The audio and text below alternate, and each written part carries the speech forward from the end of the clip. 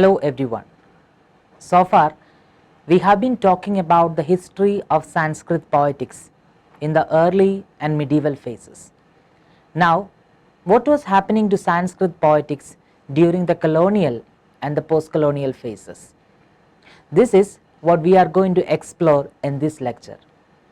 Scholars like Pollock argue that the colonial period marks an important period in the history of Sanskrit poetics, since this period literally brings the active period of Sanskrit poetics to a closure or end. In his article, Indian Knowledge Systems on the Eve of Colonialism, Pollock remarks, with the spread of European power, however, this dynamism of Sanskrit knowledge systems to produce something new diminished so much that by 1800 the capacity of Sanskrit thought to make history had vanished. The production of moral legal texts, for example, which was so extensive throughout the 17th century, ceased entirely. And in core disciplines like hermeneutics or literary theory, no significant scholarship, that is, significant in the eyes of the tradition itself, was again to be written. Here, what Pollock is saying is that the vigor with which treatises on Sanskrit poetics were being produced in the Indian subcontinent during the colonial period considerably dwindled. This does not mean that there were no treatises on Sanskrit poetics from this period. It is interesting to note that even during the colonial period, scholars continue to produce treatises in Sanskrit poetics. A few cases in point in this respect include Chiranjeevi Bhattacharya's Kavya Vilasa, Hariprasada Mathura's Kavyartha Gumpha, Garalapuri Shastri's Krishna Bhubaliyam, Chandamarudacharya's Chitramimamsodhara, Ramapisharadi's Dhvanyalogakhyayiga, Achyutacharya's Sahitya Sara, and Gulabarava Maharaja's Kavya Sutra Samhita. So, these works were getting produced during the colonial period. So, it's not like colonial period is actually marked by the total absence of theories or treatises in literary theory. But the interesting fact is that none of these texts turned out to be the decisive works shaping the trajectory of Sanskrit poetics, as Jagannatha's Rasagangathara or Appaya Dikshita's Kuvalayananda did in the previous period. A note of warning should also be sounded here now. Though Sanskrit Kavyashastra texts continued to get produced in the 19th century, the amount of original thought that went into these texts remains to be determined. Any categorical observation about the originality of these texts in terms of their interaction with the tradition requires a great amount of work.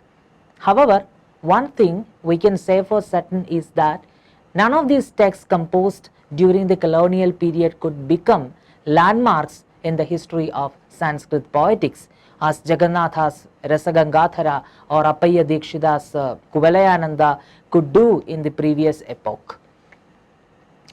So, what triggered the sudden plummet of Sanskrit literary theory or Sanskrit Kavyashastra from its apotheosis was obviously the policies of the colonial government. The most prominent among them was undoubtedly the Educational Charter of 1813. The charter announced that a sum of not less than 1 lakh rupees in each year shall be set apart for the revival and improvement of literature and the encouragement of learned natives of India, and for the introduction and promotion of knowledge of science among the inhabitants of the British territories in India. Following this charter, there emerged a heated debate regarding the medium and the mode of instruction or education that should be implemented in the educational institutions in colonial India. While a group of intellectuals called the Orientalists favored the policy of encouraging Oriental literature in classical languages such as Sanskrit, Arabic and Persian, another sect known as Anglicist stood for the promotion of Western education. Finally, the disputes of both the parties were submitted to Thomas Babington Macaulay, who in 1835 recommended that Western education should be promoted in India through the medium of English. Despite the upper hand of the Anglicists in academia, the efforts of the Orientalists, especially European Orientalists, to keep up interest in the classical knowledge system undoubtedly bore fruit. Particularly important among their initiatives was the establishment of the Calcutta Madrasa by Warren Hastings in the year 1781, the Benares Sanskrit College by Jonathan Duncan in 1784, and the Asiatic Society of Bengal by William Jones in 1793. This does not imply that the actions of the European Orientalists to promote the classical epistemologies in India were absolutely unmotivated. Thapar observes, much of this activity was fostered by the belief that knowledge about the colony would enable greater control over it and would provide a firm foundation to the power that the colonial authorities exercised. This was thought to be the necessary furniture of empire. The aim behind the establishment of the Fort William College at Calcutta in 1800 was specifically to teach the British officials the local language and tradition. It also served as a very effective tool, especially ideological tool, for them to warrant their civilizing mission.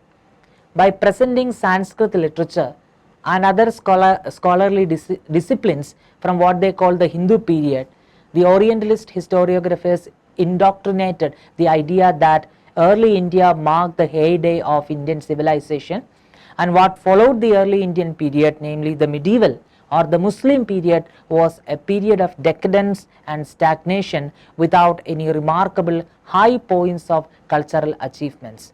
So, according to Devi, the attitude of history implicit in Indological works considers the Indian heritage as once glorious but now decadent force, presenting the Western intervention as a sole panacea for the restoration of Indian civilization to its past glory. The Orientalist historians often emphasize the necessity of their civilizing mission. Since the Orientalists' engagement with the scholarly disciplines from the past remained only at the level of reconstructing a glorious past to juxtapose it with the present state of decadence, they paid very little attention to critically deal with these traditional epistemologies or concepts. Even the Indian scholars who were working in this area could not pose a considerable resistance to this general trend that was happening at that time. But what is generally significant about this period is that many texts of Sanskrit literary science, which were thought to be lost forever, were reconstructed from their available fragments. A glance at the various stages through which Kundaka's Vakrokti Jivita was reconstructed bears witness to the amount of energy and meticulous research that went into this process. Kundaka's Vakrokti Jivita, which was long thought to be lost and known only through the citations in later texts of Kavya Shastra, was available to us primarily through the efforts of S.K. De and Krishnamurti.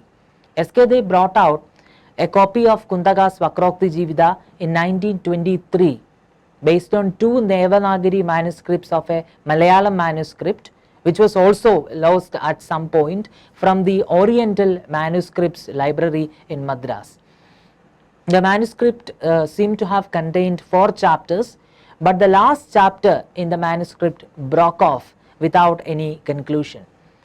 The 3rd chapter also contained a lot of gaps in it. So, they was unable to publish a readable text. However, he brought out an edition of Kundaka's Vakrokti Jivita with the first 2 chapters and a resume of the contents of the last 2 chapters. This arrangement was still necessary even in the second edition in 1928, when a new edition of Vakrokti Jivita was brought out after a new manuscript was actually found in Jaisalmer. Despite these limitations, his edition was quite crucial in introducing Kundaka's idea of Vakrokti to the readers of modern India. A coherent and readable text of Vakrokti Jivita, along with a translation, came out in 1977 through the efforts of Krishnamurti. For this edition, Krishnamurti in fact collated a transcript of the last two chapters of the Madras manuscript and combined it with the same portions of the new Jaisalmer manuscript and the Vakrokti Jivita extracts in the Kalpaka Viveka for the first two chapters. He made use of the Jaisalmer manuscript along with Day's 1928 edition. These efforts finally came to fruition in the form of a readable text for Vakrokti Jivita. Almost all other key texts of Sanskrit poetics that we now have access to have gone through similar process of editing and careful textual scrutiny. The second important aspect which characterizes this period is the dissemination of the texts of Sanskrit literary theory through printing as well as the translation of these texts into English and other vernacular languages. The vital force behind this process was obviously the publishers of classical series such as Bibliotheca Indica, Gaikwad Oriental series, Nirnaya Sagar Press, Motilal Banarasi Das, Anandashram Sanskrit series, Trivandrum Sanskrit series, and so on. The translation of many key texts of Sanskrit Kavya Shastra into English and other languages also played a vital role in disseminating knowledge about Sanskrit poetics among modern scholars who could not read and understand the original text written in Sanskrit language. Some of the most prominent works in this direction include S.K. Dey's translation of Kundaka's Vakrokti Jivita, Manmohan Ghosh's English translation of Bharada's Natya Shastra, Vavila Venkateshwara Shastralu's translation of Dandin's Kavyadarsha, George Huss's translation of Dhananjaya's Dasharupaka, Daniel H.H. Ingal's translation of Anandavardhana's Dhvanyaloka with the commentary of Abhinavagupta's Lochana, C. Shankara Shastri's translation of Dandin's Kavyadarsha, P.V. Nagananda Shastri's translation of Bhamaha's Kavyalangara, K. Ganganath Jha's translation of Mammada's Kavya Prakasha, Krishnamurti's English translation of Abhinavagupta's Abhinava Bharati, Vamana's Kavyalangara Sutravritti, Mammada's Kavya Prakasha, and Kshemendra's Aujitya Vichara Charcha and Kavi Kanthabharana by some other translators. Along with the translation of the key texts of Sanskrit poetics, many handbooks giving a cursory glance at the various concepts of Sanskrit poetics also got published during this period. They played a vital role in creating awareness about Sanskrit poetics among modern academicians. The most important ones among them are S.K. Dey's History of Sanskrit Poetics in 2 volumes, A. Shankaran's Some Aspects of Literary Criticism in Sanskrit, V. Raghavan's Some Concepts of Alankara Shastra, Kuppaswamy Shastri's Highways and Byways of Literary Criticism in Sanskrit, P.V. Caney's History of Sanskrit Poetics, Edwin Giro's Sanskrit Poetics, K.C. Pandey's Comparative Aesthetics, Surya Narayana Hedge's The Concept of Vakrokti in Sanskrit Poetics, a reappraisal, etc. Through the recovery of texts central to Sanskrit poetics and their translation into modern languages, this phase in Sanskrit poetics played a vital role in disseminating the knowledge about Sanskrit poetics among scholars who did not have any organic relationship with Sanskrit or Sanskrit scholarship in general. So these are the major points that we need to keep in our mind when we think about the colonial phase in the history of Sanskrit poetics. So I'll just give an overview of all the major concepts that we have discussed so far. First of all, during the colonial period, we can see many treatises in Sanskrit poetics being composed, but we are not sure about the amount of originality that has actually gone into the making of these texts. The second thing is that there happened a lot of translation of Sanskrit works, especially treatises in Sanskrit poetics, from Sanskrit into English and other vernacular languages, and also the printing helped the dissemination of the texts in Sanskrit poetics. I hope you have understood all the major lessons that we have discussed in this lesson. Thank you.